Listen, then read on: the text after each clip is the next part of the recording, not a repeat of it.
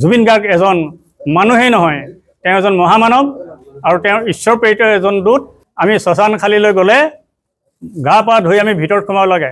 আজি সেই সোণাপুৰত আজি এই জুবিনদাৰ সমাধিস্থল বৈকুণ্ঠপুৰীলৈ পৰিণত হৈছে, য'ত বিভিন্ন ভাষা ভাষী ধৰ্মাৱলম্বী লোকে আহি একত্ৰিত হৈ তাত ঈশ্বৰৰ ওচৰত প্ৰাৰ্থনা জনাইছে। জুবিন গাৰ্গৰ ৰূপ লৈ ভগৱান আমাৰ অসমলৈ আহিছিল। এতিয়া বহুজনে ক'ব বিচাৰিছে যে ভগৱান আচলতে জুবিন গাৰ্গৰ ৰূপত আমাৰ অসমলৈ আহিছিল আৰু আমাৰ যি অনৈক্যৰ মাজত ঐক্য অৰ্থাৎ জাতি বৰ্ণ ধৰ্ম নিৰ্বিশেষে সকলোকে একত্ৰিত কৰাৰ স্বাৰ্থত জুবিন গাৰ্গে এইকেইটা দিনত তেওঁৰ নিজৰ যি সৃষ্টি সেই সৃষ্টি কৰি থৈ গ'ল। অৰ্থাৎ শ্ৰীমন্ত শংকৰদেৱ যেনেকৈ আমাৰ অসমলৈ আহি তেওঁৰ নিজৰ শংকৰী সংস্কৃতি বা শ্ৰীমন্ত শংকৰদেৱে নিজৰ ভাৱধাৰাৰে অসমীয়া জাতিটোক যিদৰে শক্তিশালী কৰিলে, যি সংস্কৃতিবান অসমীয়া গঢ়ি তুলিলে, অসমীয়া সমাজ জীৱনক শক্তিশালী কৰি থৈ গ'ল আৰু সকলোকে একত্ৰিত কৰিবলৈ চেষ্টা কৰিলে, ঠিক সেইদৰে জুবিন গাৰ্গেও আহি নিজৰ যি সৃষ্টিৰাজি সেই সৃষ্টিৰাজিয়ে অসমৰ প্ৰতিজন জনতাক একত্ৰিত কৰিবলৈ আৰু যে মানৱতাই পৰম ধৰ্ম, ইয়াত যে কোনো জাতিক লৈ কোনো ধৰ্মক লৈ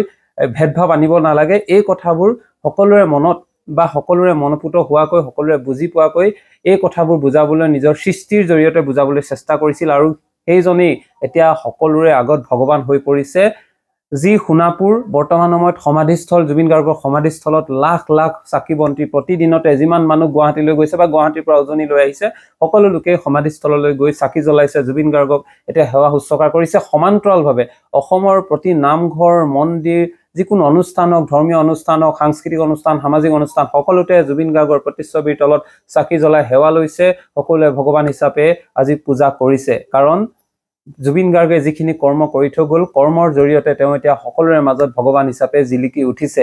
আমি জুবিন গাৰ্গৰ সকলোবোৰ যি পজিটিভিটি বা যিখিনি যোগাত্মক চিন্তাধাৰা, সেই চিন্তাধাৰাক কিন্তু আমি ফ'ল' কৰাটো উচিত।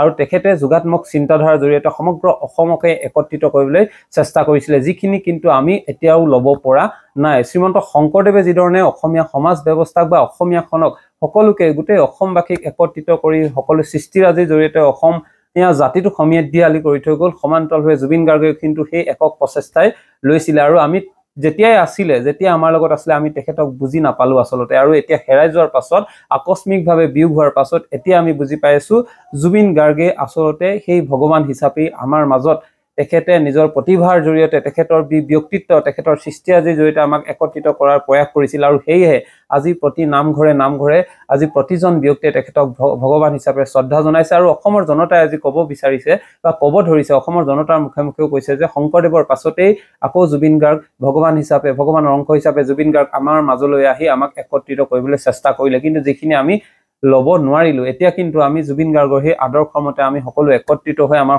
অসমীয়া সমাজ ব্যৱস্থাটোক শক্তিশালী কৰিব লাগিব আৰু সকলো একতাৰ মাজেৰে থাকিব লাগিব। জাতি বৰ্ণ ধৰ্ম নিৰ্বিশেষে সকলো একত্ৰিত হৈ থাকিব লাগিব। ইয়াত কোনো ধৰ্মক লৈ আমি ভেদভাৱ আনিলে নহ'ব, জাতিক লৈ ভেদভাৱ আনিলে নহ'ব। যদিহে এই কথাবোৰ আমি কোনো জাতি বৰ্ণ ভেদভাৱ আনিবলৈ চেষ্টা কৰোঁ, তেতিয়া কিন্তু জুবিন গাৰ্গৰ আত্মাৰ অশান্তি দিয়াহে হ'ব বা তেখেতে দুখ পাব, কষ্ট পাব। কাৰণ তেখেতে এই 52টা বছৰত 19,299টা দিনত অসমৰ বাবে যিখিনি কৰিলে, অসমবাসীৰ কাৰণে যিখিনি কৰিলে, অসমীয়া সমাজ জাতিটোক শক্তিশালী কৰিবলৈ যিখিনি কৰিলে, সেইখিনিৰ বাবে কিন্তু আমি এতিয়াও তেখেতৰ যি ভাৱধাৰা, সেই ভাৱধাৰা বা আদৰ্শৰে আমি অনুপ্ৰাণিত হৈ আগবাঢ়িব লাগিব, অন্যথা আমাৰ অসমীয়া জাতি ৰসাতলে যাব। শংকৰদেৱক পঠাইছিল ভগৱন্তই যোৱা অসমৰ লোকসকলক একত্ৰিত কৰা। তেখেতেও গুৰুজনাই সমস্ত জাতি জনগোষ্ঠী ভাষা ভাষীক একত্ৰিত কৰিবলৈ চেষ্টা কৰিছিল, কিন্তু শেষ মুহূৰ্তত বিফল হ'ল। তেতিয়া ভগৱন্তই এজন মানৱদৰ্দী ব্যক্তিক ভগৱানৰ দূত হিচাপে আমাৰ অসমলৈ পঠালে, সেইজনে হৈছে জুবিন গাৰ্গ। তেখেতে জাতি ধৰ্ম বৰ্ণ ভাষা নিৰ্বিশেষে সকলোকে একত্ৰিত কৰি আজি তেখেত আমাৰ মাজৰ পৰা গুচি গ'ল। যদিও গ'ল, কিন্তু প্ৰত্যেকৰে আমাৰ অসমীয়াৰ হিয়াত সদায় আজীৱন থাকিব। লগতে আমি এতিয়া আজি গৌৰৱ অনুভৱ কৰিছোঁ, যিহেতু আমি জানো যে আমি শ্মশান খালীলৈ গ'লে গা পা ধুই আমি ভিতৰত সোমাব লাগে। আজি সেই সোণাপুৰত আজি এই জুবিনদাৰ সমাধিস্থল বৈকুণ্ঠপুৰীলৈ পৰিণত হৈছে, য'ত বিভিন্ন ভাষা ভাষী ধৰ্মাৱলম্বী লোকে আহি একত্ৰিত হৈ তাত ঈশ্বৰৰ ওচৰত প্ৰাৰ্থনা জনাইছে। ইছলাম ধৰ্মীসকলে কোৰাণ পাঠ কৰিছে, আমাৰ অসমীয়াসকলে তাত ভাগৱত পাঠ কৰিছে, জৈনসকলে তাত ত্ৰিপিটক পাঠ কৰিছে, আৰু বৌদ্ধসকলেও তেওঁলোকৰ নিজৰ ধৰ্মজ্ঞান তাত প্ৰকাশ কৰিছে। ইয়াৰ পৰা আমি বুজি পাৰিলোঁ যে আমাৰ জুবিন গাৰ্গ এজন মানুহেই নহয়, তেওঁ এজন মহামানৱ আৰু তেওঁৰ ঈশ্বৰ প্ৰেৰিত এজন দূত আমি শেষ মুহূৰ্তত তেখেতলৈ আমি চিৰশান্তি কামনা কৰিছোঁ হে জুবিন তুমি আমাৰ প্ৰত্যেক বৃদ্ধ বনিতা সকলোৰে হৃদয়ত তুমি জীয়াই থাকা আৰু তেখেতক আমি আজীৱন আমাৰ হৃদয়ত জীয়াই ৰাখিবৰ বাবে অপূৰ্ণ চেষ্টা কৰিম